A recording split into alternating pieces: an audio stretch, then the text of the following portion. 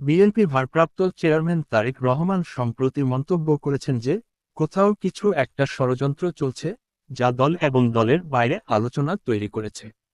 দলটির অনেক নেতার মতে এই ষড়যন্ত্রের উদ্দেশ্য হচ্ছে সংসদ নির্বাচন বিলম্বিত করা, এবং তারা সন্দেহ করছেন যে কোনো একটি পক্ষ সক্রিয় হয়ে নির্বাচন বাধাগ্রস্ত করার চেষ্টা করছে। দলটির একাধিক নেতা জানিয়েছেন, নির্বাচনে বিএনপি ক্ষমতায় আসবে বলেই তারা বিশ্বাস করেন, এবং নির্বাচন বিলম্বিত করার প্রচেষ্টা সেই কারণে হতে পারে। কিছু সরকারপন্থী ব্যক্তির বক্তব্যেও তারা এই ধারণা পেয়েছেন। এছাড়া সম্প্রতি বিএনপির ভূমিকা নিয়ে আলোচনার সৃষ্টি হয়েছে, বিশেষ করে আওয়ামী লীগকে নির্বাচনে আনার বিষয়ে প্রধান উপদেষ্টা এবং বৈষম্যবিরোধী ছাত্র আন্দোলনের নেতাদের মন্তব্য নিয়ে।